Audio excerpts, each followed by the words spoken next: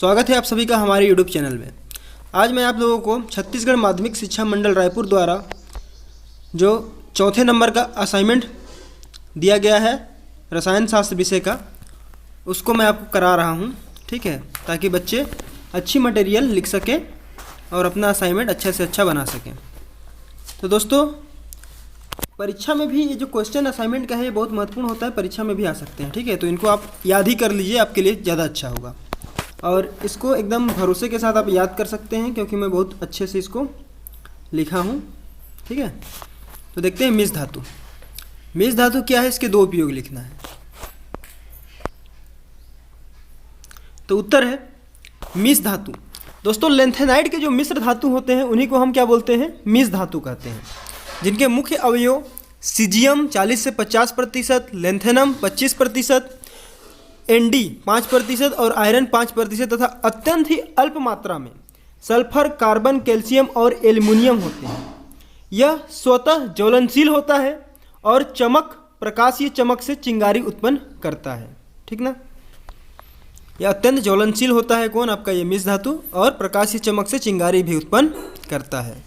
और उपयोग की बात करें दोस्तों इन मिश्र धातुओं का, तो इनका उपयोग उष्मारोधी स्टेनलेस और उपकरणीय स्टील बनाने में किया जाता है। अगला है ट्रेसर, बुलेट तथा लाइटर का चकमक और कवच बनाने में होता है। तो क्वेश्चन नंबर फर्स्ट का ब नंबर क्वेश्चन है, जिंक, कैडमियम व मरकरी के लौड़ प्रायः रंगहीन होते हैं, क्यों। तो दोस्तों, जिंक, कैडमियम व मरकरी जो है वो क्रमशः जिंक, कैडमियम और मरकरी के 2+ आयन के रूप में मिलते हैं, है ना, जिनका इलेक्ट्रॉनिक विन्यास N-1D10 होता है। इनके डी कक्षकों में सभी इलेक्ट्रॉन क्या होते हैं, युग्मित होते हैं, जिसके कारण डी संक्रमण नहीं कर पाते हैं। अतः इनके लवण क्या होते हैं दोस्तों, रंगहीन होते हैं, ठीक है। फिर है क्वेश्चन नंबर 2, कॉपर आयन और कॉपर 2 आयन का इलेक्ट्रॉनिक विन्यास लिखिए और समझाना है कौन अधिक अनुचुंबकीय होगा। तो दोस्तों, बहुत ही आसान क्वेश्चन है कि कॉपर का परमाणु क्रमांक 29 होता है और एक इलेक्ट्रॉन निकलने पर क्या होता है, कॉपर प्लस आयन, तथा 2 इलेक्ट्रॉन निकलने पर कॉपर 2+ आयन बनता है, आप जानते हैं, जिनका इलेक्ट्रॉनिक विन्यास में क्रमशः लिख दिया हूँ, ठीक है। तो बाह्यतम कोश का विन्यास को यदि हम देखें इधर, तो यहाँ ऑर्बिटल इलेक्ट्रॉनों को दर्शा के मैं बताया हुआ हूँ संकरण के रूप में। तो देखिए 3s 3p 3d, है ना, इनमें देखिए आप, तो 3p के बाह्यतम कोश का विन्यास और इसमें कॉपर 2+ आयन का भी बाह्यतम कोश का विन्यास यहाँ पे रिप्रेजेंट है।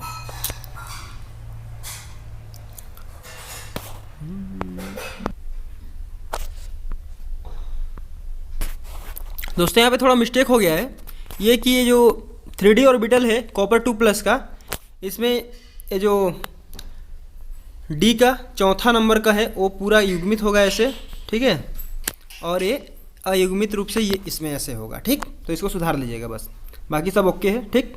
अब स्पष्ट है कि, है ना, स्पष्ट है कि कॉपर प्लस आयन के 3d कक्षक में सभी इलेक्ट्रॉन युग्मित है, अतः यह प्रतिचुंबकीय होता है, जबकि कॉपर 2+ आयन के 3d कक्षक में एक अयुग्मित इलेक्ट्रॉन 3d9 होता है, अतः यह अनुचुंबकीय होता है, ओके। तो समझ में आ गया होगा कि जो 3d ऑर्बिटल कॉपर प्लस में क्या होते हैं, सभी युग्मित होते हैं, इसलिए वो क्या होते हैं, प्रतिचुंबकीय होते हैं, जबकि कॉपर 2+ आयन के 3d में एक अयुग्मित इलेक्ट्रॉन होता है, जिसके कारण क्या होता है, वह अनुचुंबकीय होता है। लेंथेनाइड संकुचन क्या है, प्रश्न नंबर सेकंड का ब। तो लेंथेनाइड संकुचन, लेंथेनाइडों के परमाणु क्रमांक बढ़ने के साथ साथ उनके परमाणु एवं आयनों के आकार में कमी होती है, इसे लेंथेनाइड संकुचन कहते हैं, ओके। प्रश्न नंबर 3 है, संयोजकता बंध सिद्धांत VBD के आधार पर टेट्रासाइनो निकिल फेरेट 2- आयन की संरचना बताना है आपको।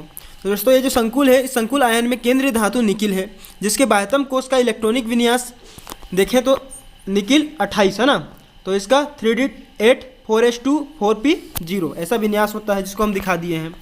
और जो d ऑर्बिटल है उसका dxy, dyz, zx और dx² - y² और dz² इसके ऑर्बिटलों के सब ऑर्बिटल का नाम होता है। फिर 4s ऑर्बिटल, फिर 4p का px, py और pz नाम होता है, इतना ध्यान रखिए। फिर निकिल 2+ आयन का बाह्यतम कोश का विन्यास हम लिख दिए हैं यहाँ 3d8 4s0 और 4p0, और उसके ऑर्बिटल को 3d में रिप्रेजेंट भी कर दिए हैं। अब दोस्तों क्या होता है, यहाँ देखिए, जो 3d2z है वो 4s 4px और 4py कक्षक संकृत होकर, है ना, क्या बताऊँ आपको, यहाँ पे ये जो दिख रहा है आपको, ये दो अयुग्मित है ना, और ये वाला और ये दोनों ऑर्बिटल, ठीक है, क्या होंगे आपस में संकरण करेंगे। संकरण करने से पहले क्या होते हैं, यहाँ वाला इलेक्ट्रॉन यहाँ पे चला जाता है, ठीक। इसके बाद ये सब व्यवस्था होगा, देखिए अब। तो अब 3D2Z 4S 4Px और 4Py जो है कक्षक संकृत होकर 4 नवीन DsP2 संकृत ऑर्बिटल बनाते हैं जो वर्ग समतलीय रूप से व्यवस्थित होते हैं। और एक कक्षक जो है साइनाइड माइनस आयन की सिग्मा कक्षकों से अतिव्यापन करके 4 सिग्मा बंध बना लेते हैं, ठीक। इसके बाद क्या होता है, देखिए प्रबल लिगेंड साइनाइड की उपस्थिति में पुनर्व्यवस्था के बाद 3D 4S और 4P ऑर्बिटल की संरचना यहाँ पे मैं दिखाया हूँ, जो DsP2 हाइब्रिडाइजेशन जो हो रहा है उसको दिखा रहे हैं, ठीक है। यहाँ पे तो यहाँ पे आप देख सकते हैं कि यहाँ पे जो इलेक्ट्रॉन था वो यहाँ पे शिफ्ट हो चुका है, ठीक है। और इसके बाद ए वाला ऑर्बिटल ए और ए, इनको आप खाली भी दिखा सकते हैं, कोई दिक्कत नहीं। मैं यहाँ पे भर दिया हूँ डॉट डॉट करके, लेकिन आप इसको खाली भी दिखा दीजिए, कोई दिक्कत नहीं, ओके। तो ये होता है।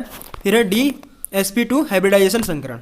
फिर इसका संरचना वर्ग समतलीय लिख करके ये बना दीजिए ये वाला डायग्राम आप, ठीक है। ऐसा वर्ग बना दीजिए, बीच में निकिल लिख करके चारों तरफ से एंगल खींच दीजिए, और उन प्रत्येक एंगल इसका क्या होता है 90 डिग्री का होता है। तो संकुल आयन में अयुग्मित इलेक्ट्रॉन नहीं है, अतः यह प्रतिचुंबकीय होता है तथा बंध कोण कितना होता है 90 डिग्री का होता है। सब कुछ बता दिए इसका आंसर। अब आते हैं क्वेश्चन नंबर 4 का अ नंबर में, है ना। तो संक्रमण तत्वों के गलनांक एवं क्वथनांक उच्च होते हैं, कारण बताना है। तो दोस्तों संक्रमण तत्व जो है उनका गलनांक बोले तो मेल्टिंग पॉइंट तथा क्वथनांक बोले तो बॉइलिंग पॉइंट बहुत उच्च होता है। इसका कारण यह है कि संयोजकता कोष s ऑर्बिटल के इलेक्ट्रॉनों द्वारा धात्विक बंध तथा n-1d कक्षक के इलेक्ट्रॉनों के साझे, हाँ तो ये संयोजकता कोष s ऑर्बिटल के इलेक्ट्रॉनों द्वारा धात्विक बंध तथा n-1d कक्षक के इलेक्ट्रॉनों के साझे से सहसंयोजक बंध दोनों बनाते हैं, जिससे जालक ऊर्जा अति उच्च होती है। आगे देखें, संक्रमण तत्व अच्छे उत्प्रेरक होते हैं, समझाना है। तो संक्रमण तत्व निम्न कारणों से उत्प्रेरकीय सक्रियता प्रदर्शित करते हैं। पहला है इनके उपांत्य बोले तो अंतिम से दूसरा नंबर का कोष में रिक्त डी कक्षक होते हैं जो अभिकारकों के साथ माध्यमिक यौगिक बनाते हैं। ये जो संक्रमण तत्व है अधिशोषण के लिए विस्तृत पृष्ठ क्षेत्र उपलब्ध कराते हैं, जिससे अभिकारकों की सांद्रता में वृद्धि होती है। संक्रमण तत्व ऑक्सीकरण अवस्था परिवर्तित करके अभिक्रिया के लिए उपयुक्त ऊर्जा का मार्ग उपलब्ध कराते हैं। उदाहरण के लिए देखें तो सल्फ्यूरिक अम्ल निर्माण के संपर्क विधि में, प्लेटिनम हाइड्रोजनीकरण क्रिया में, निकिल हैवर विधि से अमोनिया निर्माण में आयरन उत्प्रेरक के रूप में काम करता है ये सब, ठीक है। आते हैं क्वेश्चन नंबर 5। अष्टफलकीय संकुलों का क्रिस्टल क्षेत्र में डी कक्षकों का विपाटन का आरेख समझाना है, ठीक है। तो अष्टफलकीय संकुलों का क्रिस्टल क्षेत्र में डी कक्षकों के विपाटन को कुछ इस प्रकार दर्शा सकते हैं आप, ठीक है। ये रहा ऊर्जा ABC करके चित्र हम दर्शा दिए हैं, इसको आप बना लीजिए, ठीक। ये ऐसा ये सब नाम भी लिख लीजिए। इसके बाद है B, निम्नलिखित यौगिकों के IUPAC नाम लिखना है आपको, है ना। तो ये दिया है, इनका नाम ये लिख दिए हमने, पोटेशियम, हेक्सा, साइनो, फेरेट और 2। ये जो 2 दोस्तों ऑक्सीकरण अवस्था इसका निकालने के बाद जो आता है उसको लिखते हैं। दूसरा IUPAC नाम है diamine platinum second chloride, ठीक है। इसमें देखिए ये जो पोटेशियम है ये पॉजिटिव वाला है ना, इसका जो चार्ज होता है पॉजिटिव होता है, इसलिए ये पोटेशियम पहले लिखा है। और जो क्लोराइड है ये नेगेटिव आयन वाला है, इसलिए इसको बाद में लिखते हैं, ठीक है। तो बस यही है दोस्तों, IUPAC नामकरण वगैरह लिखना भी मैं समझा दूंगा यदि आप कमेंट करेंगे तो, यदि आपको ना आता हो तो, ठीक है। तो बाकी सारा असाइनमेंट मैं इसमें वीडियो में आपको डाल दिया हूँ, आप इसको देखिए और लिख लीजिए और अपना अच्छा से अच्छा असाइनमेंट बनाइए। लेकिन इन सब चीज़ों को सीखना बहुत ज़रूरी है, इतना ध्यान दीजिए आप समझिए फिर बनाइए, ठीक है। तो जय हिंद साथियों, आज के इस वीडियो लेक्चर में बस इतना ही। मिलते हैं फिर एक नए वीडियो लेक्चर के साथ। धन्यवाद।